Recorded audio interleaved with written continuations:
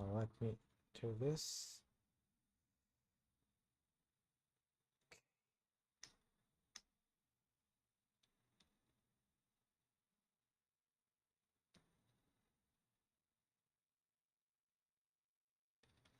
All right, so still trying to figure out if everything is working. So let me know if you can see me on YouTube, guys. And I'm also trying to do this at the same time on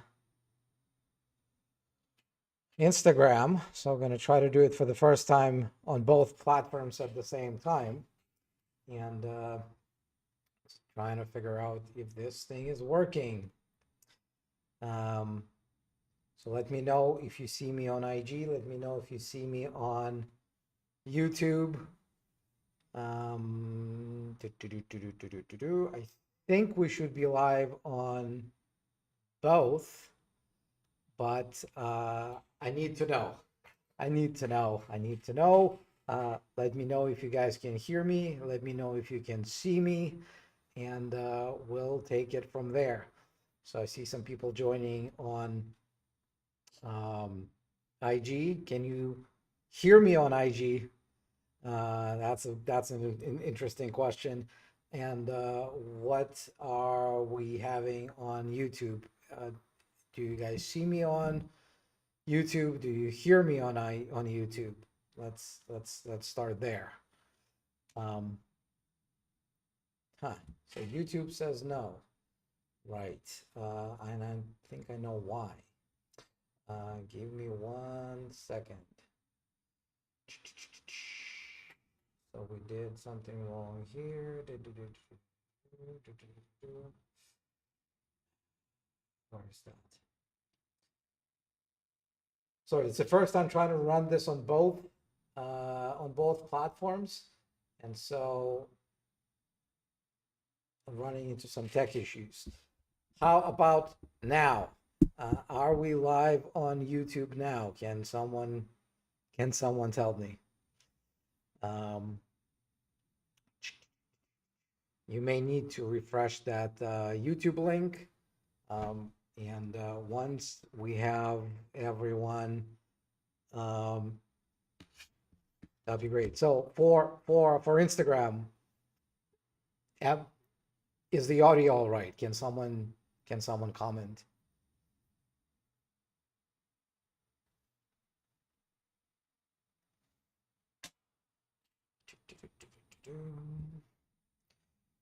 Okay, so we're still struggling with YouTube, it looks, which is weird. Okay, I see a viewer on YouTube, so it looks like it started to work. So I freaking hate technology, but I love technology. You know, it's a love and hate relationship.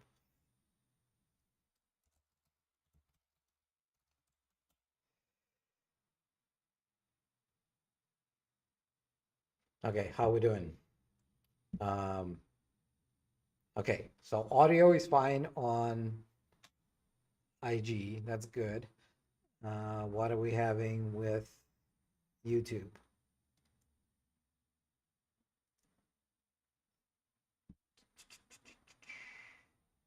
I think it says it works, no? Why is YouTube not working? It's supposed to go live. Huh. Okay, I think Marco says it's good now. So, all right, thanks for confirming. Okay, I'll assume that everything is good to go, and we'll just take it from here. I apologize that it took a little longer to get started, but I'm sure it's going to be worth your while. So here's how I want to run this. In the beginning, like the first short part of this live, I want to talk to you about the 4 levers of business that business owners can pull in order to get successful. And this is something that I figured out of 2024, which was a pretty interesting year for us, but also after having seen and spoken to thousands of business owners over the years. So I came up with my own framework for helping you explain, how to get your business more successful. After we've done with that, I'll give you a short update on the trademarking front, and then I'll just open it up for questions. So if you have any questions for me about trademarks, about business, about anything, feel free to post them in the comments, and the team is going to bring it up on my screen, and I'll be more than happy to answer. So let's go. The 4 levers of success. This is pretty interesting if you actually give it some thought. So the way I see it is that every business, whether you are a $1 trillion company or you are starting a business in your mom's basement, really there are only 4 big levers that you can pull in order to grow faster, to become more successful. And not all of them are equally accessible to a $1 trillion business or mom's basement business, but they're still all the same. And you'll see exactly why some businesses are way ahead of some others because exactly of these 4 levers. So let's talk about this. The first lever is capital, money, right? And that's why it's so much easier for rich companies to try out new things, to test out stuff, to generate interest, to bring new clients on board. And that's because money buys you a lot of opportunities that are much more difficult to get without money, right? And when I say money, it can be both your own money or investors' money. Whatever it is, your access to money is one of those big levers. So, and I'm going to go back to this in a moment, but first I'm going to give you an idea of the 4 levers. The second lever is a viral product or a viral service. So if you're selling something that everyone wants to buy, everyone's looking for it, everyone's telling their friends about it, makes it a lot easier for you to grow your business compared to when you don't have that, when you have a product that you have to tell people about, that you explain, that you have to write books about. And yes, I'm talking to myself, in Trademark Factory, because, trademarking is not that viral product. It's not that viral service. Everyone says they need it. Everyone says they understand it. But in fact, it's something that very few people actually proactively look out for. So that's the second lever. And by the way, this could be viral because of the product itself, or it could be because someone mentioned it somewhere. So I'm in Dubai now, right? And here we have this new fad, which is called Dubai chocolate. So one of the companies here figured it out. They started making the Dubai chocolate, started selling it for some astronomical amounts of money. And also there's a bunch of copycats selling similar chocolates. But the funny thing is everyone's looking for that freaking chocolate, right? Everyone's like, hey, where can I get the chocolate? Where can I get the original chocolate? Where can I get the real chocolate? And what that makes it a lot easier for the copycats to sell their products and grow their business based on that, because everyone's looking for that product or service, right? If I don't know, if Elon Musk tomorrow says, hey, everyone should get a trademark, if you're trying to run a successful business, or I don't know, Kevin O'Leary or Alex Hermosi or anyone says, hey guys, you can't build a successful business without a trademark, I can guarantee you that our sales are going to go up the next day, simply because the virality of the product or the service. Now, the third lever is what most businesses rely on, and that's hard work. hard work of the founder, hard work of the team. And hard work, I don't mean just hard work in terms of, working 27 hours a day. I mean, putting together the right team with great competencies that can deliver on results. So, but together, all of that is how you can also grow, right? The better your team, the better your abilities together, to market, to sell, to build a great product, the more likely you are to win at this game. And the last one is the brand. And when I say the brand, I'm actually talking at this point not about trademarks. I'm talking about the actual brand. So someone knows you, who knows the name, that knows the person, maybe knows the name of the company, name of the product. And there is some overlap here with the virality of the product, which is lever 2, because sometimes your brand can go viral too. So same thing, right? If Elon Musk or Alex Hormozi or Kevin O'Leary tomorrow goes out and says, don't just get trademarks. Obviously trademarks, everyone needs trademarks, but make sure you get your trademarks from Trademark Factory. I can also guarantee you that that's going to give us a boost in sales. So that's the idea of the brand, of people recognizing you under a certain name, a certain logo, a certain tagline, and things like that. And of course, the trademarks come into play when you realize that, hey, the brand is important. The brand is something that helps me get to the point where my business grows, and then you realize I need to own it, because otherwise, what's the point? So here's the big point I wanted to make, and it's not about trademarks. The big point here is that if you are, like, for most businesses, for most entrepreneurs out there, we don't really have a lot of capital to play with, right? We hope to get it, we hope to get investors, we hope to, blow out revenues and grow quickly. But for the majority of us, the amount of capital we have is limited.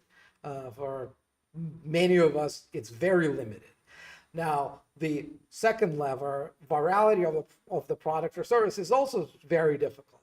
For most of us, we're not, like, we don't have something that the whole world is looking forward to get, right? There's still some work that needs to be done to educate the target audience, to attract the target audience and things like that. So this leaves you the two, which is hard work and the brand. And so what I wanted to kind of plant in your mind is that if your brand is not working for you, you are working too hard. And that's really how it works. If you look at Nike, all they need to do to build their profits is to take a white t-shirt that costs less than $1 to make, print a swoosh on it, and sell it for $50, right? That's how it works. The only reason that they can do that is because of the brand. And so that's what I mean when a brand is working for you. But that's not the only thing, right? Obviously, here's what a brand can help you with. A good brand, a strong brand. A strong brand can decrease your cost of lead acquisition, right? Because people know you already. They tell their friends about you already, right? So it costs you less to bring more eyeballs on your product, to bring more feet in the door in your store, because again, people know you already.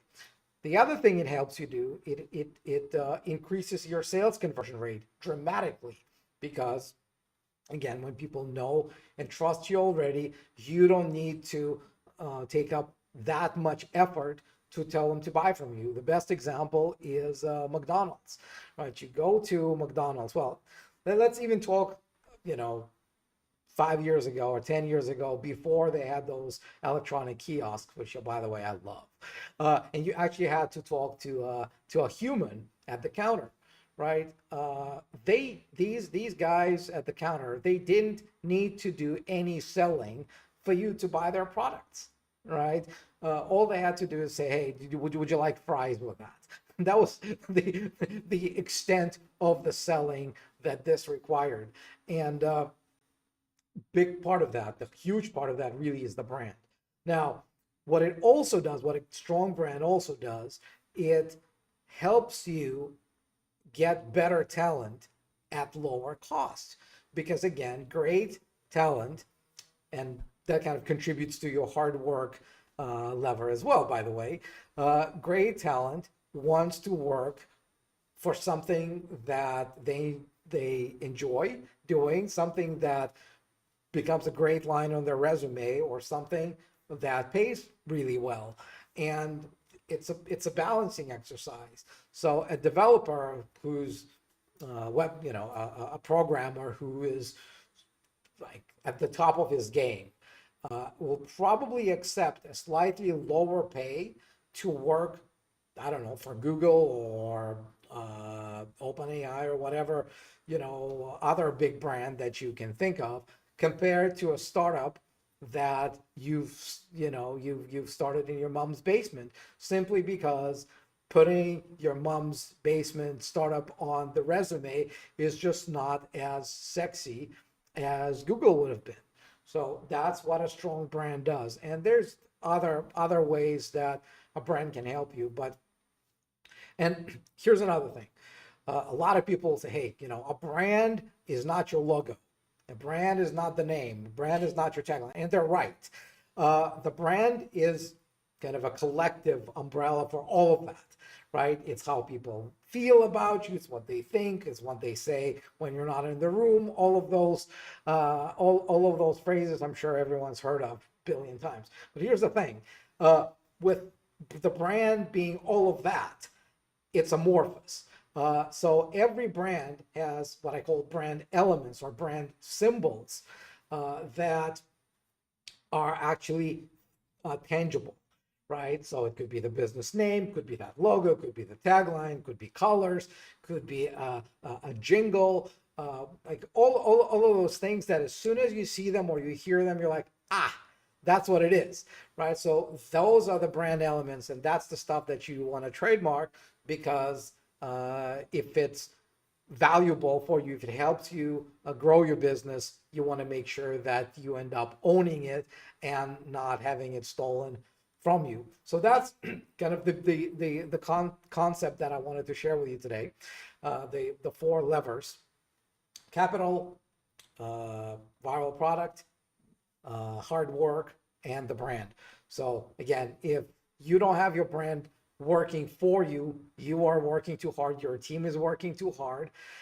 And so one of the things you wanted to do, I think I would suggest that you do, is if your brand is doing absolutely nothing for you, is you put some of your energy toward building a brand that will do those things.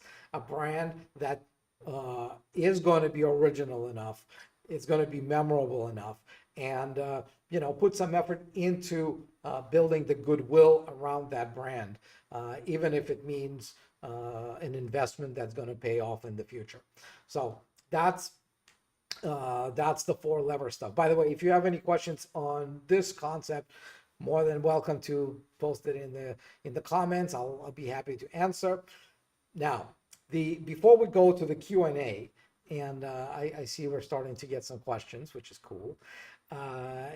So what I wanted to do is share with you a little bit of an update for 2025 as to what's happening in the world of trademarks.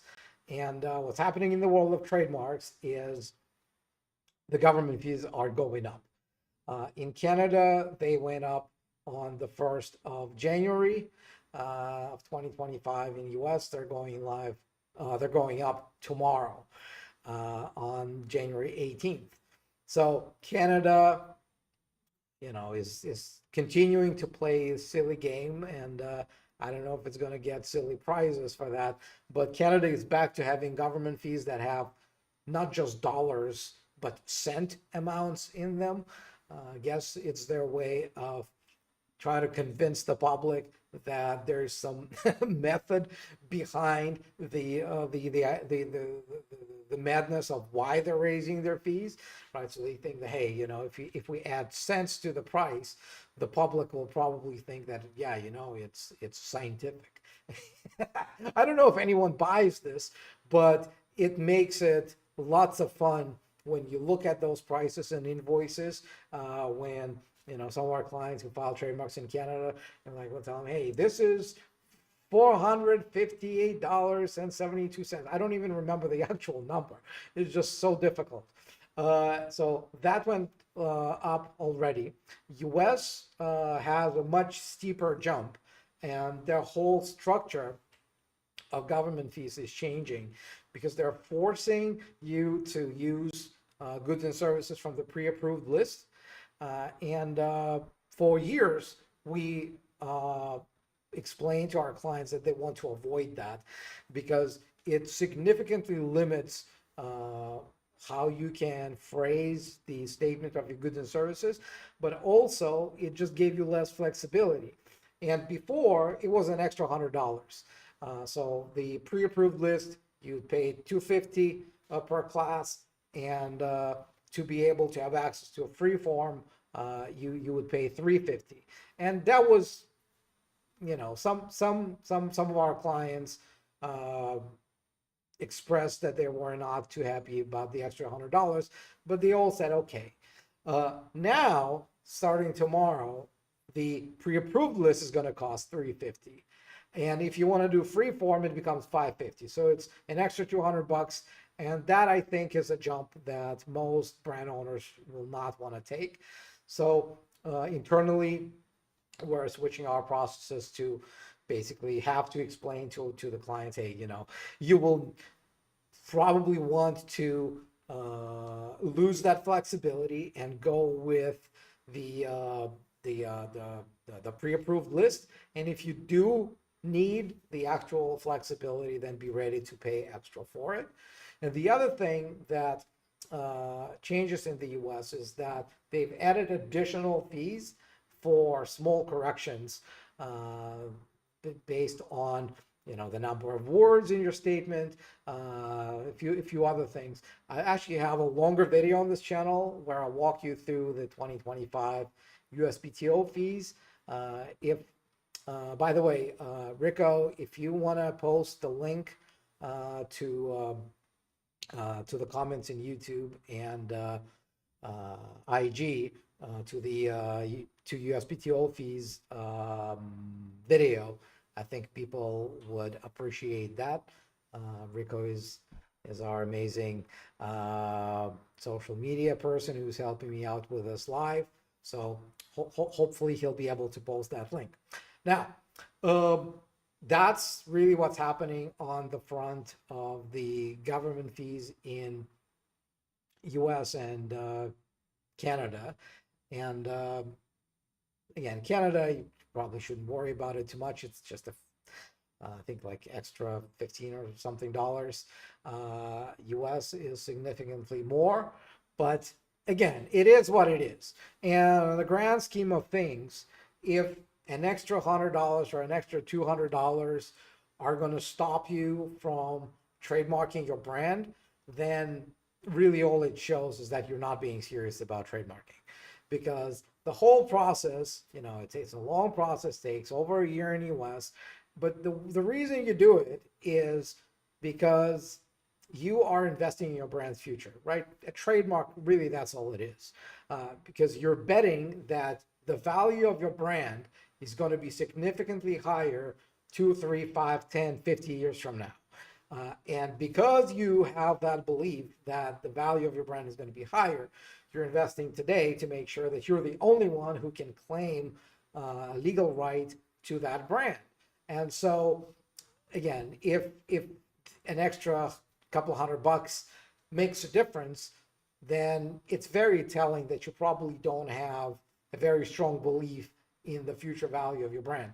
So if you think about it, you know, I've given this example a billion times. I'm going to give a billion and first time. But Coca-Cola, right? 1892, these guys selling 9 drinks a day, and I actually read an article somewhere. I think it said they sold 23 bottles in that entire year or something stupid like that. But the other thing they did in 1892 when they barely had any sales is that they filed for their trademark. And that's the same trademark they've been renewing ever since, right? So whatever amount they're paid to their lawyers back in 1892 to trademark that brand, I can assure you of two things. First is they had a bunch of people laughing at them saying, you guys are just a lemonade stand. Why are you wasting money on trademarking? Who cares about Coca-Cola, right? Nobody knows you. Nobody's going to steal it from you. You know, you're just being sold by these lawyers to do something that nobody really needs. That's the first thing I'm sure happened in 1892. The second thing I can assure you of is that making that decision to file that trademark in 1892 was probably the best decision they've ever made in terms of return on investment, because now their business is valued in tens of billions of dollars. I think it's like $80 billion, just the brand alone. Not their factories, not their bottles, not their recipe, not their people, not their networks, not their vending machines, just the brand itself. 80 billion bucks. So, whether they paid, $1,000 to their lawyers, or $5,000 to the lawyer, or $300, who cares, right? That's really what you want. You want to build a brand that's going to be so powerful that you don't need to do all the hard work, because the brand is going to do all that work for you. So that's what I wanted to share in terms of kind of my intro for this live. And let's go to the questions. And again, if you have any questions, whether you're watching us on Instagram, I'm talking to you, or YouTube, I'm talking to you, feel free to ask away in the comments, and I'll be more than happy to answer those questions. All right, so the team is still working on placing those on the screen. Looks like there's an issue there. Let's see. Hang on, guys.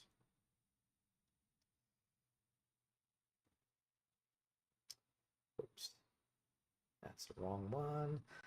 All right, like this. See, that just shows you that we're human, we make mistakes. There we go.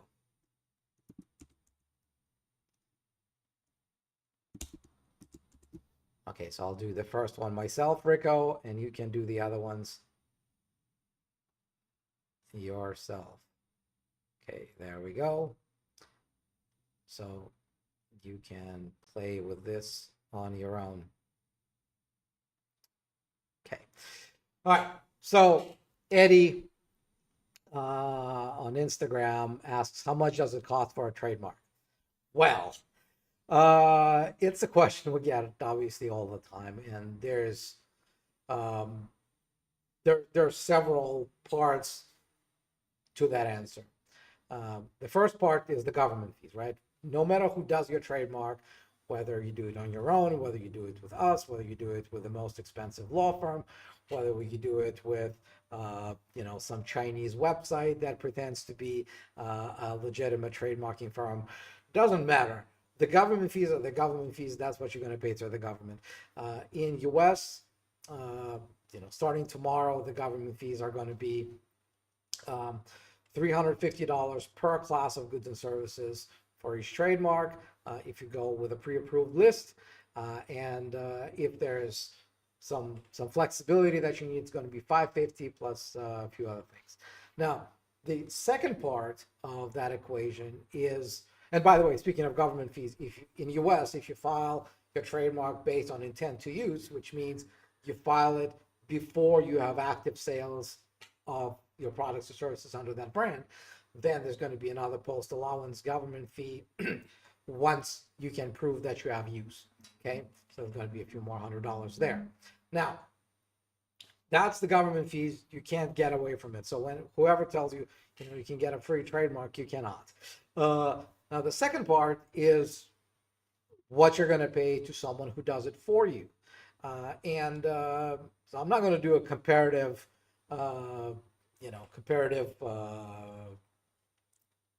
comparison. I'm not going to give you a comparison of who does what. I'm just going to tell you what Trademark Factory does. So we actually changed our model in 2024 to make it easier for business owners, to brand owners to protect their brands. So you have two paths that you can get started with Trademark Factory. And the difference is really based on how open you are to changing your brand or making tweaks to your brand if it turns out that the brand, your first choice brand that you thought was the perfect brand for you, if it turns out that you cannot own it, if you cannot trademark it, right? So the way this works, the first thing we do at Trademark Factory, which is the secret sauce behind our 99.3% rate of success, is we run a comprehensive trademark assessment, trademarkability assessment of your brand. We look at absolute grounds for rejection, we look at other similar trademarks, we look at everything, right? And if we spot a problem with your brand, we tell you about it. And so most of our clients, they value the ability, so this is called the trademark registration package. They value the flexibility of being able to have us run unlimited number of searches and checks for unlimited number of your brands until you pick one that works. So if your first choice brand doesn't work, like, Eddie, your brand is problematic, right? There's this issue, there's that issue, you can't have it. And so we tell you, you can give us another option, another alternative, and we're going to keep running them until you pick something that works. And once that is found, we file it and we do all the work for it, right?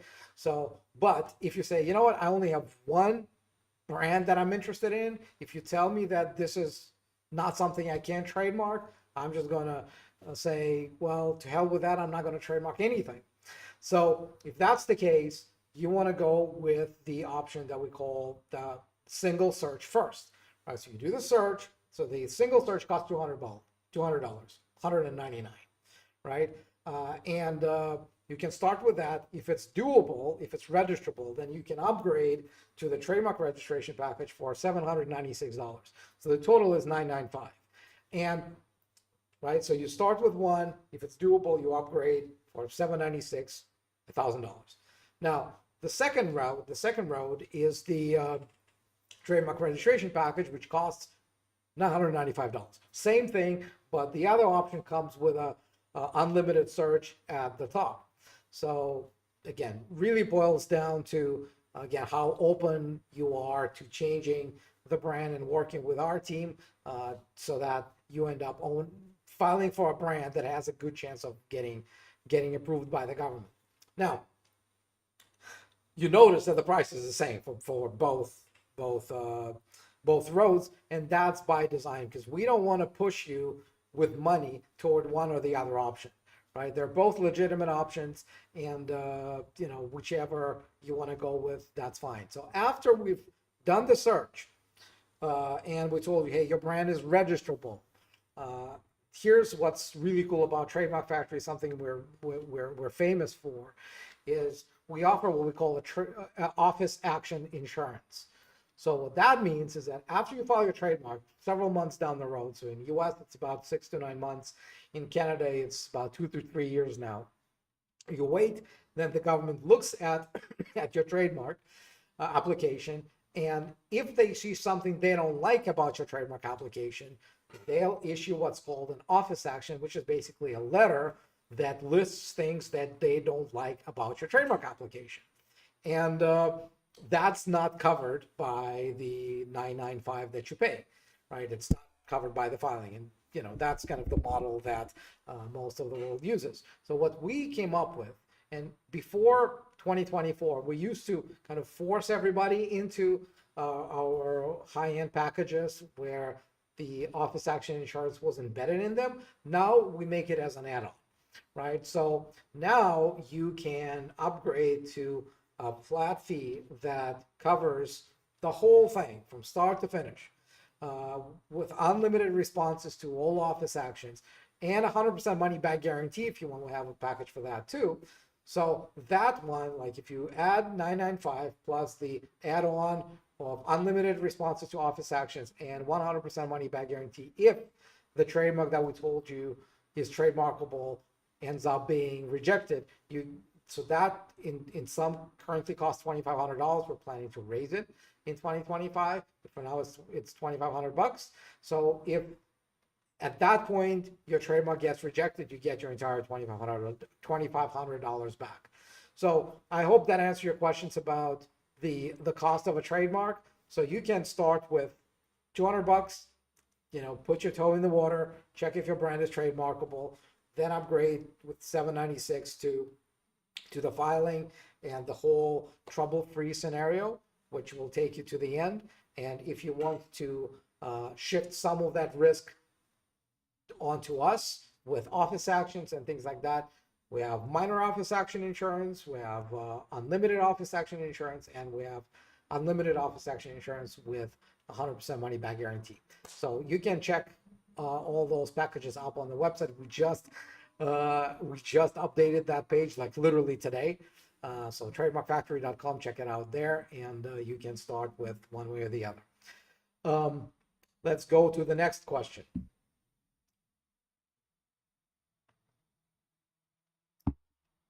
All right, so we got a question from Dr. Stephen Weiss from YouTube. Now, this is a stupid question. It's not a stupid, nothing is a stupid question. How does a trademark become generic, and who will notify you when your trademark has been generic? That's a great question. It's not a stupid question at all. I love this question because I just put together a series of videos over the last few weeks about generic trademarks. Like escalator used to be a trademark, and linoleum used to be a trademark. Zipper used to be a trademark. What else used to be a trademark? Aspirin. And so all of those names that are now common terms, a lot of them used to be trademarks. Now there's a few brands that have been fighting tooth and nail to not become generic. One of them is Google. They actually had to go to Supreme Court to defend their brand against it being recognized as generic. And another one is Xerox.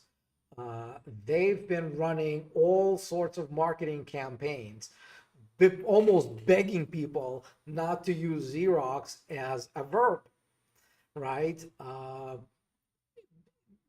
To kind of address it as a process, right? To them, it's no, this is our brand. This is photocopying, right? You're not Xeroxing anything, you're photocopying, right? And so to your question, nobody's going to notify you. Well, the way they'll notify you is they can sue you, or they can file a lawsuit requesting that your trademark be canceled on the grounds that the name has become generic. Or another possibility is, let's say you have a brand, you sue somebody for trademark infringement, and they're like, no. You have this registration, maybe, but in fact, this name has become generic. You have allowed for it to become generic. So screw you, no more protection for you. And this is how you lose your trademarking rights, that basically you stop being able to go after others. So, and here's an interesting thing. So in those 5 videos that I mentioned that I posted on YouTube and I think IG as well, a lot of people think that generic trademarks is just a nice problem to have when you get so big that your brand is so recognizable that it's a nice problem to have. Not really. So again, Xerox and Kleenex, all of those brands are fighting tooth and nail. They're spending lots of money to try to undo some of the marketing mistakes they've made. Granted, they've made a lot of money on the fact that the brand is so well known, but there are a few steps that you can take. But in the reality is, the people on these streams today, honestly, the likelihood that any of you or me on this end of the screen are going to have a brand that is initially a trademark and then becomes generic is really, really, really, really low. But the lesson from here is the understanding how brands work, how important the brands are. Now imagine like the linoleum guy or escalator guy who came up with this product, he gave it a name, who trademarked the name, right, and was making lots of money selling it. But because he chose not to enforce the monopoly of the brand and allowed competitors to also start calling their products the same way, now all of that is gone, right? So everyone's selling linoleum, everyone's building escalators, but there's no value of the brand anymore. So it just shows you how to preserve it. So I hope that answers the question. And if you want any follow up, again, feel free to add this to the comments. What do we got? Do we have a next question? So Rico, you want to do those in advance, okay? For the future ones.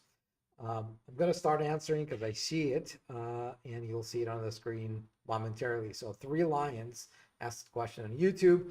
I got a trademark registered under Class 35 in the US. If someone creates an e-commerce website with my brand name in, say, Japan, do I have any protection? No, you don't.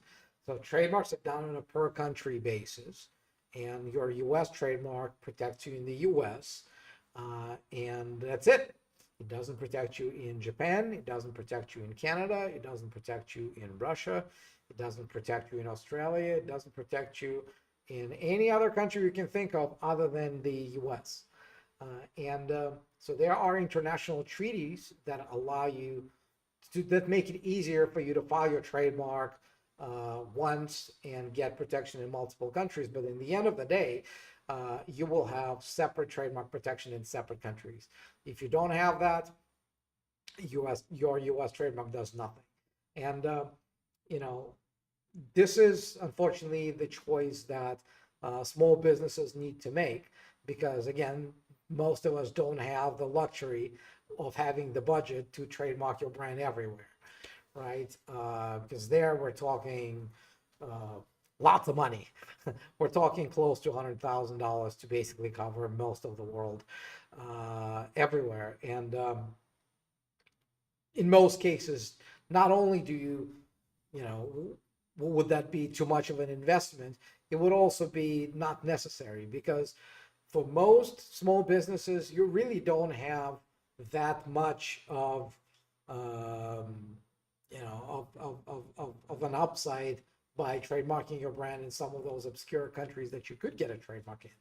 So you basically becomes a game of priorities and picking and choosing what's really important. And so we have here at Trademark Factory, we have a framework, basically 4 tiers of how you go about trademarking your brand internationally. The first tier, you always start with your home country, right? If you're in the US, you get your US trademark. That's the right thing to do. The second tier is you look at countries where you make or you plan to make a lot of money from selling products or services under your brand. Okay, so if you're in the US and you know that you're going to be targeting the Japan market, and as a result you're going to have a lot of sales in Japan, a lot of revenue coming from Japan, that would go on that list in the second tier. The way I see it, kind of my magic number is $30K a year. if you plan to make at least 30K a year from a country, make sure you get your brand trademark there. Okay. It's not a huge number, but it's big enough to matter, right? And so if you're like, hey, should we get a trademark in Nigeria? Well, how much money are you planning to make there? Well, we might get a sale or two. How much would that be? Well, maybe, $500. Maybe you don't need to get a trademark there. Okay. Third tier is you look at your expenses. If you have a headquarters, you have a branch, or if you're, for example, you target your paid ads there, right? And if you have a physical location or any of those other expenses, my magic number again is 5K a year. So if you do that, get a trademark there as well, because you are protecting your investment. And last one is it doesn't apply to everybody. It applies to those businesses that sell physical products, right? Not services, physical products. So if you make your physical products overseas, then you want to get your brand trademarked in the country where you make your products. So I'm going to give you a real life example. I've shared this story before, but the story doesn't change and doesn't become any less important. So a US company was making e-bikes. And so they found a factory in China to make those e-bikes. So the founder of the company has an agreement, a contract with a Chinese factory for them to make the e-bikes. And so the factory makes the e-bikes, does everything perfect, places the nice logo, in front of the bike, and puts those bikes in containers, puts those containers on a ship. The ship is about to leave port when there's a delegation of the police coming on the ship with a piece of paper that's saying, we have to arrest this container because it contains counterfeit bikes that carry the brand, the trademark of our client. Right, so somebody in China got the brand trademarked in China, and according to Chinese laws, and really that's how it works everywhere. Exporting products out of the country is considered an act of trademark infringement if that trademark belongs to someone else. So they trademark someone trademarked that brand in China. They arrested the container on the ship, and then the captain of the ship sends a message to the owner of the factory. It says, your stupid bikes were arrested on my ship. What are you going to do about that? And the owner of the factory writes a message to the founder in the US of the company that ordered the e-bikes and says, hey, we got a little problem. Your bikes were arrested. And there's nothing we can do about it unless you do something about it, right? And the founder of that bike company was put in an impossible position because they either had to fight this in Chinese court, which they really couldn't, and even if they did, it would have taken lots of time. They'd have to pay off the person who trademarked the brand in China, so that they could release the arrested bikes, the containers, or they could come up with a new name and get the factory to build new bikes. Either way, this meant losing tens and hundreds of thousands of dollars. And really the only correct choice that the founder of that e-bike company could have made at that point is to get a time machine and go back a day before somebody else filed the same trademark in China, and for them to file it there first. I mean, I'm making light of the situation, but it's really not an easy thing to deal with, because excuse me, because well, what do you do, right? So this is something that you want to pay attention to. So again, home country, countries where you make money, countries where you spend money, and countries where you manufacture your physical stuff. Hope that answers the question. All right, let's go to the next question. It's really cool to see your questions, guys. I love these lives. I love the interaction. I love the opportunity to talk to you and answer your questions. So let's go to the next question. We got the question from Franco, asked this question on YouTube. I've seen some brands get easy names, not trademark, and work around it, such as pleasing brand denied, so that they trademark find your pleasing, yet people think the brand name is pleasing. Okay, so another great question. Yeah, which is why I love these, because there's always some good stuff coming out of this.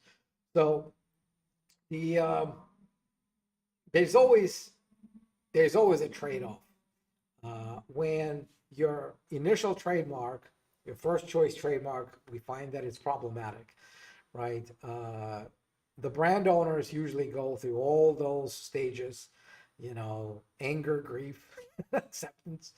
But really initially everyone was shocked, but now everyone's used to it.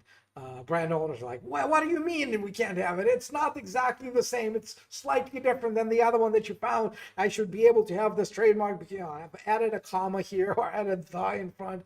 That's not how trademarks work. So at that point, we tell them, hey, you probably want to change this brand. You want to come up with something else, tweak it.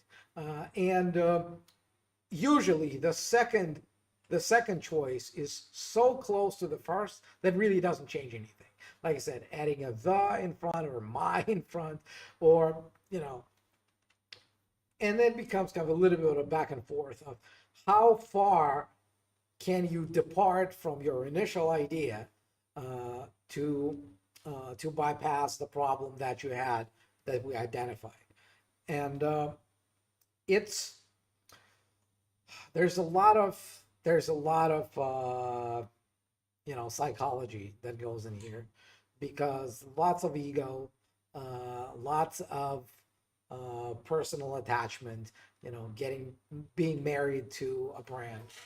And I get that. I really do, because I mean I'm a human as well. I sometimes have to remind myself about it. But in reality, here's how it works, right?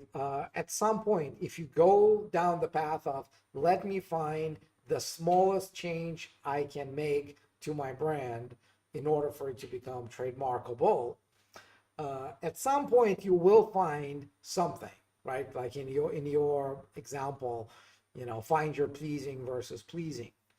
So I'm just going to take you at your word, saying that this is what they were, able to trademark, and pleasing that they couldn't.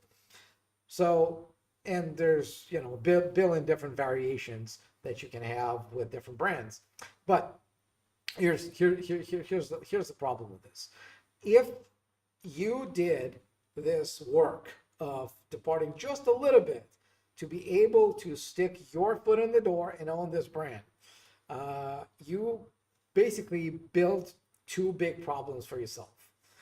The first big problem that you built for yourself is that if you could get away with making a small change to someone else's brand so that you now have a trademark, it means that everyone else, your competitors, can do exactly the same thing, right? They can take your brand and make another small change to it. So you're, what is it? Find your pleasing becomes discover your pleasing, right? Or search your pleasing, or discover your best pleasing. I'm just being silly here. But if you could get away with adding find your in front of the brand, then it means someone else can come up with something else, some other phrase in the beginning, and do the same. And the value of your brand eventually is going to go down the drain. So that's the first problem. And by the way, if you could get away with it, then you can't make a legal argument against them that they can't, because they're going to say, hey, you were allowed to coexist with pleasing. It means that we should be allowed to coexist with both pleasing and you, right? And the second problem, which really opens up the second problem, is that if they choose to not trademark their brand, right? And so let's say someone else, discover your pleasing, and you have a trademark for find your pleasing. You go sue them, and then they can bring an argument to the court saying, hey, 1 second. So this guy was allowed to trademark find your pleasing because the trademarks office thought that find your pleasing is distinct enough from pleasing. So if these two can coexist, and so if there's a place for 2 trademarks that are similar, then there's a place for 3. And the more there are, the harder it will be for you to enforce. So in the end of the day, you're just going to end up with a piece of paper at your trademark that's not going to be very valuable as a brand. So, it's a strategy that we see being used. I think it's more about the ego of, hey, I got a trademark. Okay, cool. What are you going to do with that? Right? You still don't have a brand. You don't own the brand that you want. Right? So if they want to be known as pleasing, if they want to be recognized as pleasing, if they want to take, if I don't know if you were here at the beginning of my live today when I talked about the 4 levers of success, and one of them being the brand. Right? When the brand works for you, if they want the word pleasing to work for them and not for someone else, then you got a bit of a problem when there may be multiple companies that use the same brand, and you can't legally do anything about that. So our advice to brand owners whom we have to tell that their first choice brand is problematic is to actually take it seriously and go back to the drawing board and come up with a completely new brand. In most cases, that's the best thing you can do for your brand. And just to give you some statistics, and once again, there is a reason that Trademark Factory has a 99.3% rate of success, which is the highest by far in this industry. Right? The industry average success rate is 51.2. Ours is twice as high. And if you look at the failure rate, well, ours is 0.7, and the industry average is 48 point whatever, right? So it's like a lot of times more. So the secret sauce behind that is us helping entrepreneurs and companies and brand owners not waste their time and money on trademarks that we know are not going to go through. So that's really my best advice to you. If you realize that the brand that you picked is not the brand you can own, come up with a different brand. One of our clients, Martin Zikapor, said it best. I really loved it so much, I memorized it. He said, if you're married to a brand you can't have, get a divorce. Right? That's exactly what it is. You love the name, you want it to be yours, but you won't. Right? So unless you're Elon Musk and you can just buy it for a few $1 billion, go back to the drawing board, come up with something else, something that you can own, something that you can enforce, and something that nobody in the market can say, hey, there's 5 other companies that use the same or similar type of branding, so we should be able to get away with it. So the more unique your brand is, the easier it is for you to enforce that. All right. Let's go to the next question. Okay, what do we got? Okay, here's another question from YouTube, from Peter. Is there much demand for trademark agents in Canada right now? Is it a good area to get into? And if so, how difficult is it to get the training, to sit the exam and become an agent these days? Amanda, if you're watching this, I'm sure you're going to have a giggle at that. Um, they're making the exams harder and harder every year. I got, um, I probably shouldn't say I got lucky, but I did. So the year when I wrote my trademark agent exam in Canada was the last year when they allowed lawyers to sit at the exam and write the exam without the requirement of you having worked in the field in Canada for a certain number of years in the field of trademarks. So I got my I got my lawyer license in Canada, and the next thing I did, like literally, I remember I wrote my bar exam, and I went to Soundgarden concert on that day, and on the on the next day, I started preparing for my trademark agent exam in Vancouver. And that year, I was the only person the only candidate in British Columbia, which is a province in Canada, who took that exam and wrote it successfully on the first try. Right. So I, didn't get a perfect score, but I got my score just good enough to get the license. And I know that they've been making it harder. It wasn't easy back in the day because, again, I was the only one who did it on the first try. And most people, even people who I knew and respected, who have worked with other firms as as trademark trainees, they didn't pass that year. So again, it wasn't easy, but they've been making it harder and less predictable. And so I'll just leave it at that. Now, is there demand? Yeah, there is demand. How much? I don't know. I mean, look, I've always had passion for intellectual property, right? It started with my dad.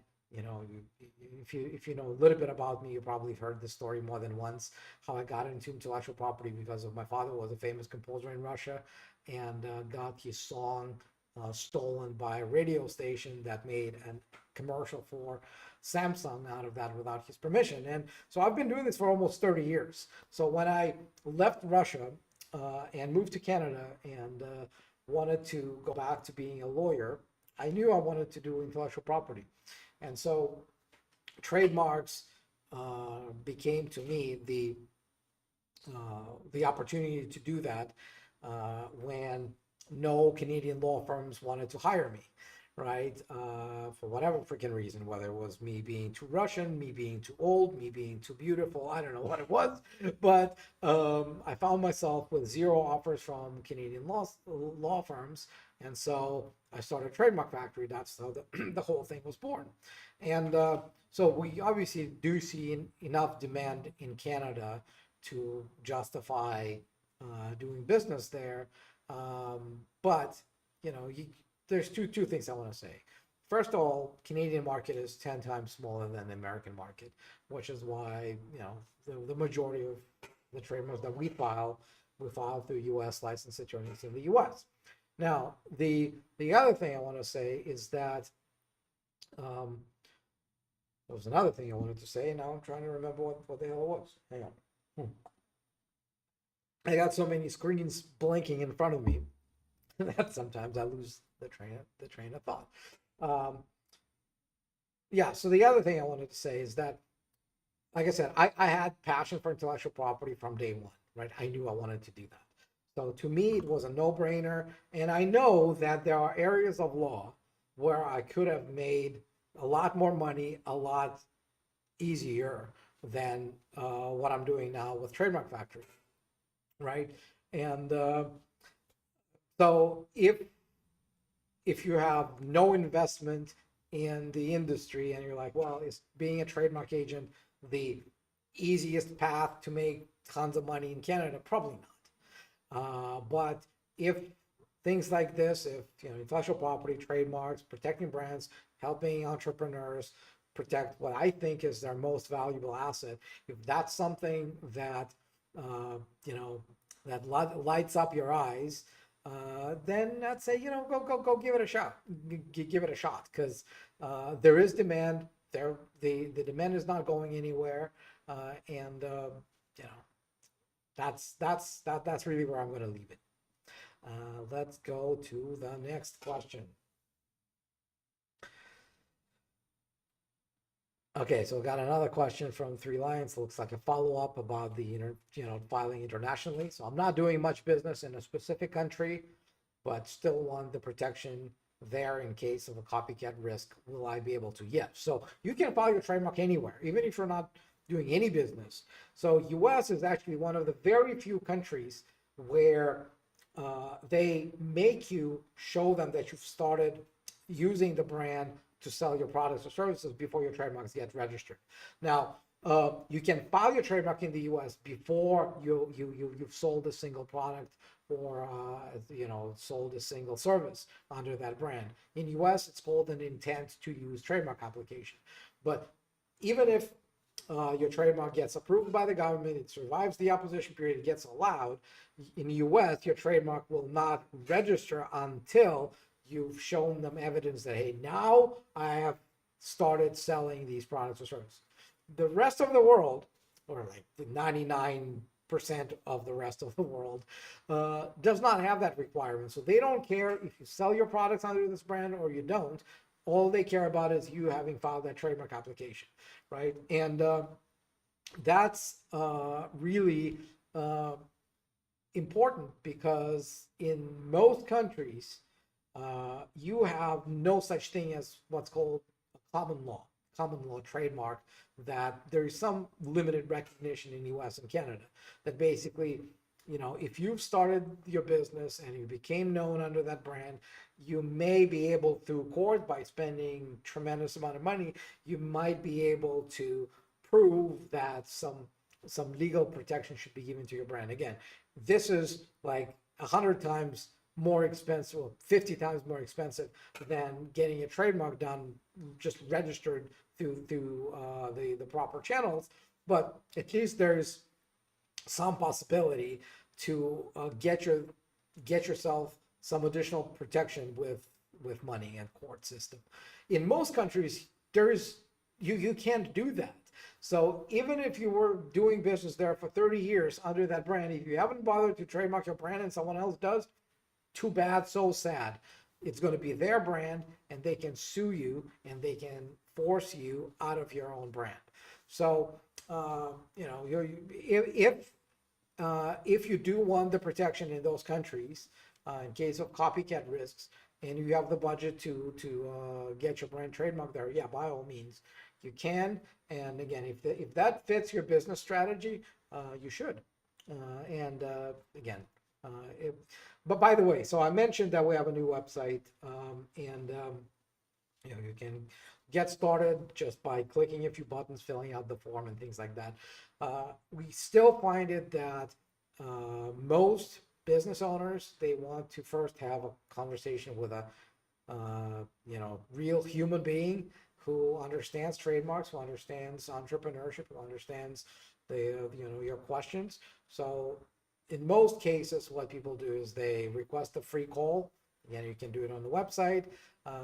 Request a free call with one of our advisors, and they'll help you get started.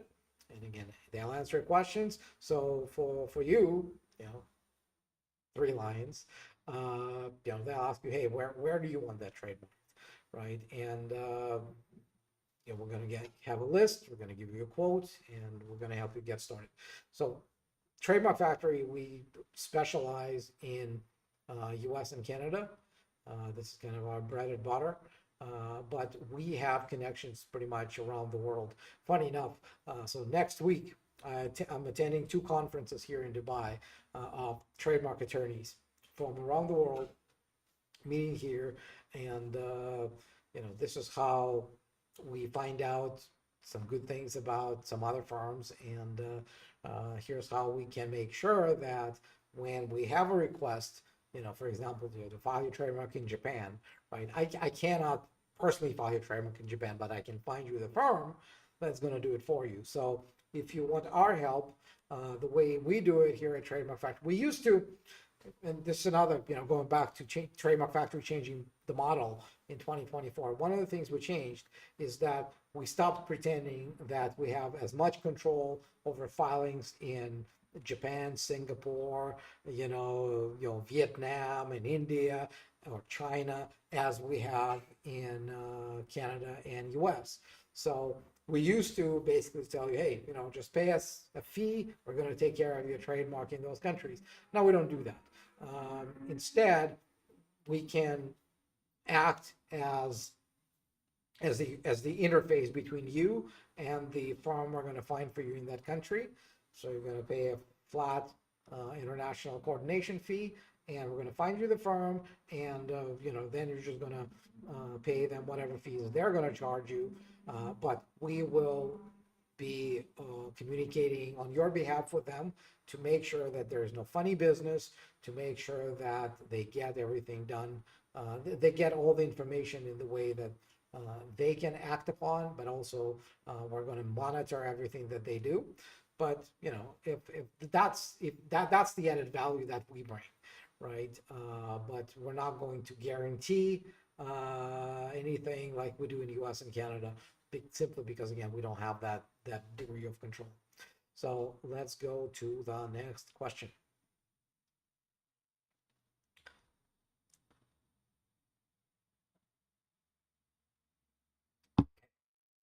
Danny from YouTube, I hope I got the name pronounced correctly.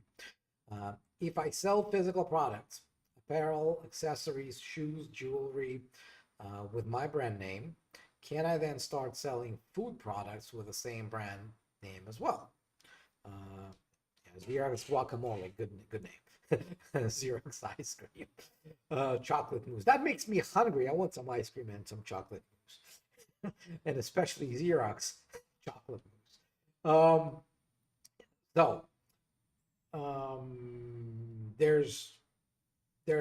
are a few parts to your question. So let me try to go through this. The first part is, so if you have a brand that's trademarked for specific products or services, so you've got apparel, for example, right? So you sell shoes, and they're like, hey, I want to start selling ice cream. Just because your trademark has limited list of goods and services does not mean that you cannot start selling other products or services under that same brand, right? So just like you don't need a trademark, you're not legally required to have a trademark to start selling any products or services, right? You can expand if you want to. So that's the first part of the answer. It's going to be 3. So yes, you can start selling other stuff. Now, here's where the second part comes in. You can start selling those other products only if nobody else owns a trademark that covers that other industry. So if you have a trademark for your shoes, and someone else has the same trademark for ice cream, that's possible. So the way the trademark system works is that the same trademark, identical trademark, can be owned by 2 completely unrelated companies if those trademarks are registered for unrelated industries. That's how the best example I have is Delta, right? So we have one company that owns the Delta trademark for the airline business, and they have a different company that owns Delta trademark for faucets, right? And the idea behind this is that nobody who buys airline tickets is going to buy them from Delta because they have a Delta faucet in their house and it's so good that now they feel the loyalty of the brand to buy their air tickets from Delta, right? Or the other way around, nobody's going to buy Delta faucets because they love flying Delta. Okay, so that's how the trademark system is built, so that the identical trademark can be owned by to different companies in unrelated industries. So again, you have a trademark for shoes, someone else has the same trademark for ice cream. If that's the case, then you cannot start selling ice cream under that same brand, not because it goes outside of your trademark application, but because it's covered by someone else's. Okay, so if no one else has that trademark, then it's okay. If they do, then it's not okay. And the third part of the answer is that if you have a trademark for shoes and nobody else has a trademark for ice cream, and you want to expand your product line and start selling ice cream under that same brand, it would be a very good idea for you to file a separate, whether it's second, third, fifth, whatever, trademark application for the same brand to also to cover ice cream this time around. That's how Apple and Amazon end up owning over 1,000 trademarks in US alone, because it's not that they have this many brands, is that a lot of their applications are for the same brand. It just covers different things, right? So Apple, first they were not in the phone business, now they are, so they had to add this to file a new trademark application. And then they're like, well, let's do music through iTunes, and then let's do this and let's do that, right? So that's how they keep multiplying those trademark registrations. So I hope that answers your question. Let's go to the next one.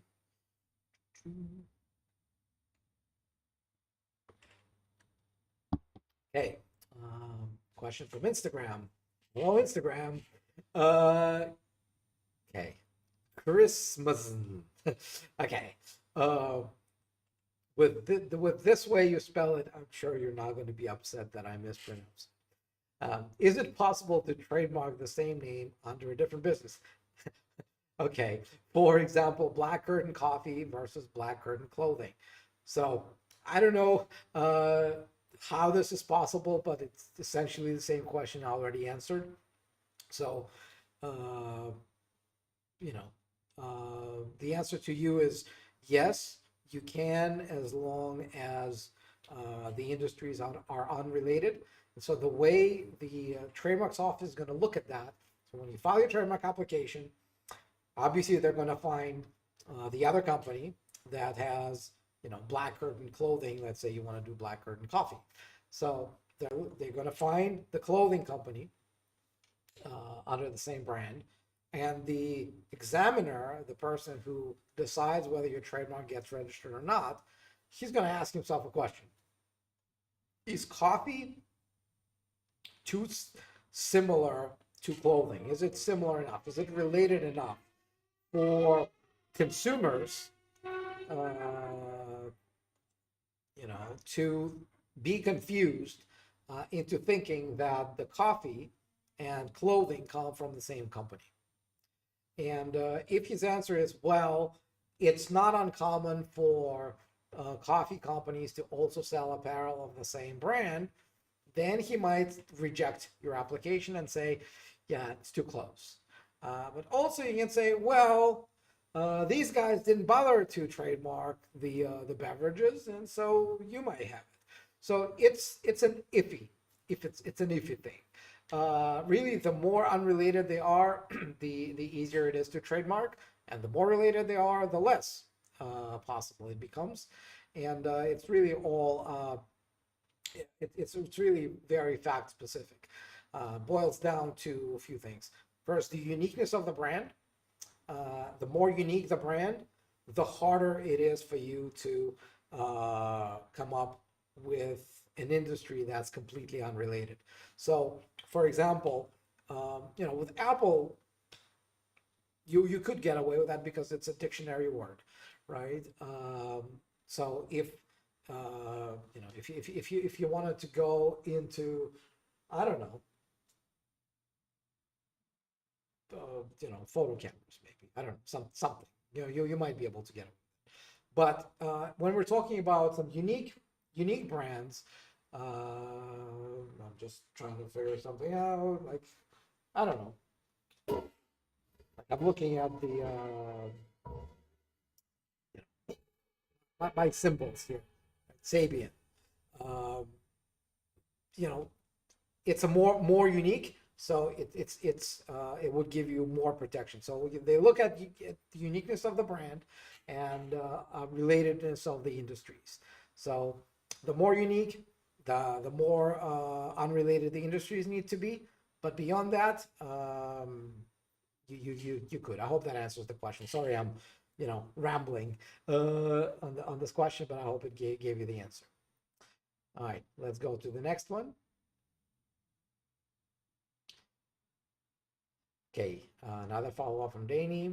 I remember one of your newsletters about hamburgers and how a famous burger brand didn't have a trademark specifically for hamburgers in a new country. Yeah, Burger King.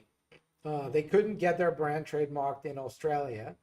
So now Burger King is known in Australia as Hungry Jack's, right? So that's the the unique thing about Australia. For whatever freaking reason, there's always something in Australia.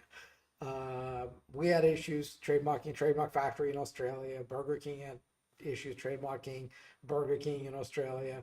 But yeah, so that's exactly how it works. So, and the more global you are, the harder it becomes. And so it becomes a business decision, because it's almost impossible, it's virtually impossible really, to find a brand that's going to be universally trademarkable in every single country of the world, unless it's a brand that nobody can remember, right? So if you came up with a random combination of 50 characters and numbers, it's probably going to be unique enough for you to be able to trademark it everywhere, but the brand value would be zero, because none of your customers could remember that. Nobody could type that. Nobody could remember that. So it's there's always a trade-off between how easy a trademark is and how easy it is to trademark. So hoping that that answers that question. Let's go to the next one. Okay, I think I just answered this one. Okay. Question from Jason Laguerre Art from Instagram. Where are you based? It's a loaded question. So I am personally in Dubai right now. So I moved here from Canada in 2022 at the height of COVID. And I love living in Dubai. It's my main base. As for the company, Trademark Factory, we have two headquarters. One is still in Canada, which is where I started it in 2011. That same company that was renamed from Mincov Law Corporation, which is how I started in 2011, to Trademark Factory in 2015. And then the second company is what I have here in Dubai from 2022. But again, we do trademarks. We can help you with trademarks everywhere. Most of our clients are in US, and we use licensed US attorneys to file every single trademark. So to me, that was always a big discussion when I was trying to scale this business, grow this business. Everyone, hey, we can do it much cheaper if we don't use US attorneys. Like, yeah, but we're not going to give people the results that they're paying for. So I'd rather, make sure we do it right and maintain our 99.3% rate of success than just blow smoke up where and ruin our reputation. So hope that answers that question. Let's go to the next one. And by the way, yeah, the cool thing about Dubai, I did a short video about this recently. When I moved, I even put together a poem around this as to why Dubai. One was so it went like this: 0% personal tax, 0% corporate tax, 0% snow, and 0% Trudeau. So now that Canada's fearless leader is finally on his way out, that's one thing less to worry about. But I think he's done so much damage to Canada as a country that it's going to take years and years and years to put it back on track. Dubai has since introduced 9% corporate tax, which annoys the hell out of me because 9% is, much worse than zero that it used to be in 2022. But still 0% personal tax, and love the weather, right? I I go to the beach in January. It's a nice thing to do. So I hope that answers the geography question. Let's go to the next one. Ozzy, I remember Ozzy. Can you trademark a comic book? Or is it better to just copyright? You cannot trademark a comic book. Comic book as content, and you're right. Right. The only way to protect your creative content is through copyright. What you could trademark for the comic book is the title if you have a series of those comic books. So if you're planning to publish, 2, 3, 5, 50, as long as it's 2 or more books under the same umbrella title, you can trademark that umbrella title. If you think about it, all the For Dummies books, right? The big trade. So each book, the content of each book is protected by copyright, but they own the trademark on the For Dummies brand, which is why they can publish, whatever For Dummies books, but nobody else can, exactly because of that trademark. All right, let's go to the next one. Papa Grizzly from Instagram asks, would it be smart to register multiple trademarks at once, same day, or should I wait some time before registering the second? That depends on how different your trademarks are and what they're for. So really, I would need a bit more information to give you specific advice here, but the way this works is that if you know that these are independent brands that have value for you, there's no reason to wait. Especially if you've done a proper trademark search. Like if you go with Trademark Factory, we'll tell you, what's trademarkable, what's not, before you do anything else. And so one of the questions, so let me kind of come up with a version of this question that we get a lot of times. People say, well, do I need a logo to trademark my brand? The answer is no. Like, there's no need for you to have a logo before you're ready to trademark the name. In fact, we always tell people, if you don't yet have the logo, don't worry about the freaking logo. First, find out if the name is trademarkable. Because if the name is not trademarkable, why would you spend money, time, and effort building a logo for the brand that you can't have, right? It makes no sense. So if you don't have the other logo or the other trademarks yet, then start with what you got. If you have multiple at the same time, then again, see if they're all trademarkable. And if you have the budget to do them all right away. If you don't have the budget to do them all at the same time, then it becomes a matter of prioritizing what you file and where. And so we already spoke about the, I already spoke, you listened. I already spoke about the 4 tiers as to where you trademark your brand and in what order, right? Start with the home country, then you look at revenue producing countries, then you look at expense generating countries, and countries where you make your physical products. But if you have multiple brands, that kind of multiplies that matrix by however many brands you got.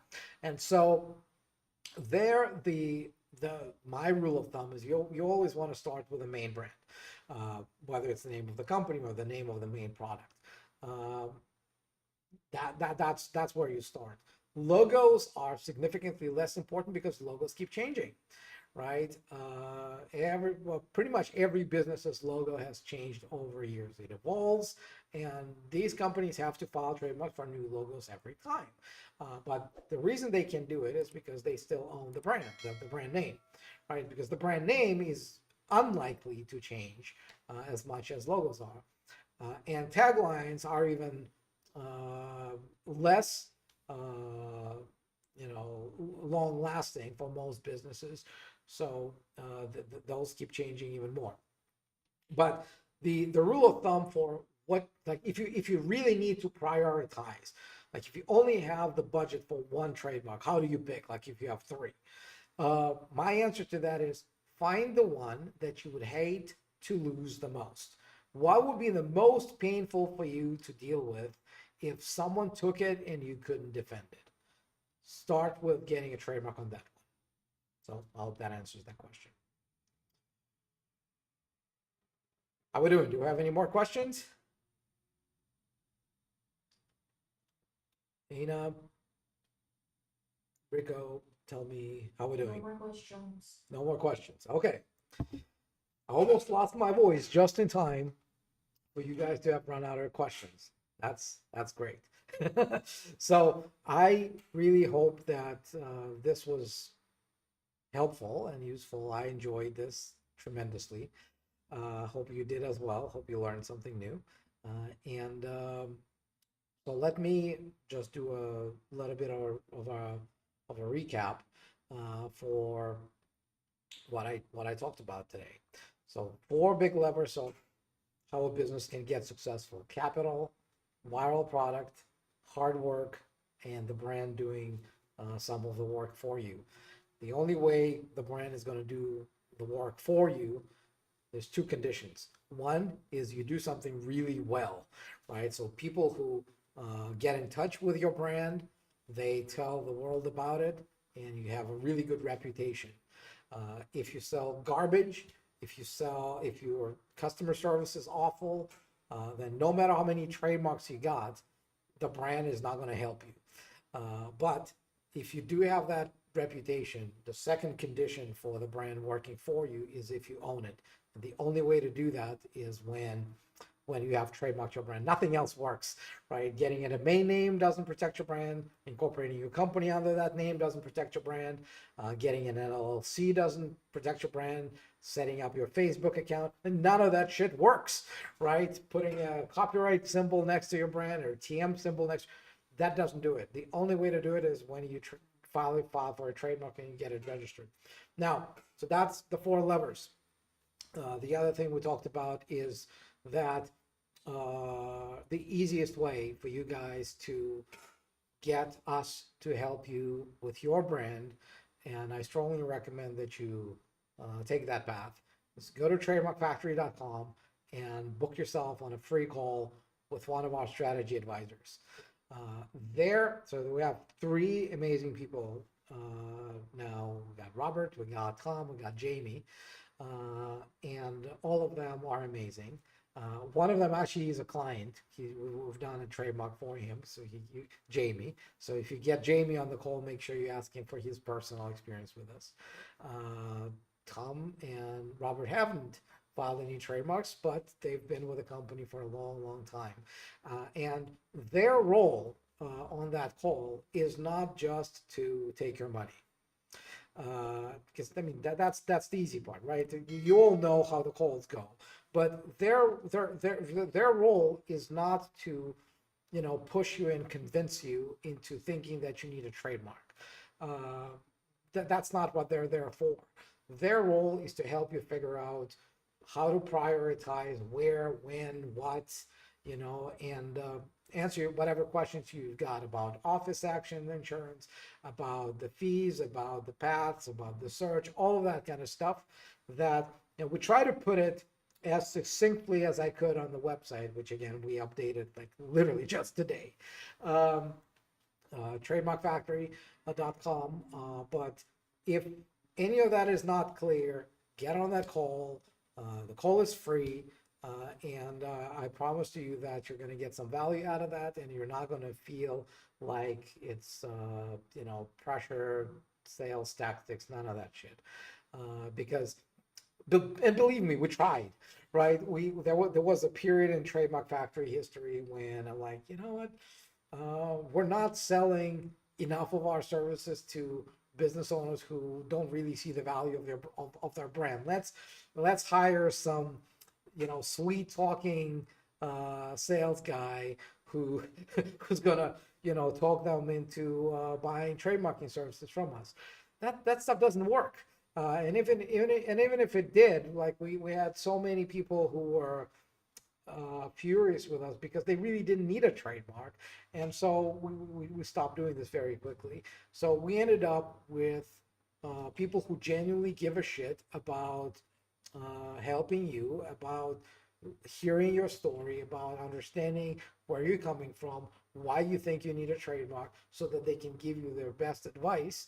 And then once you see that, once there's a fit, help pass you on to the legal team, who's going to take care of the searches, who's going to take care of sharing the registrability assessment with you so that you can take it from there. So once again, trademarkfactory.com, book that free call. And if you have any more questions, well, I'll be doing these lives again, hopefully soon. And put your questions in the comments. I'll either answer them by text, just by commenting on YouTube, or I'll take them to the next live and answer them there live.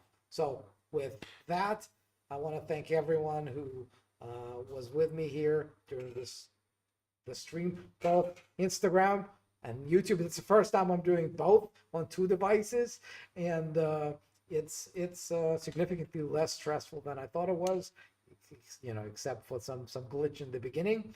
But again, thanks everyone. I'll see you on the next one.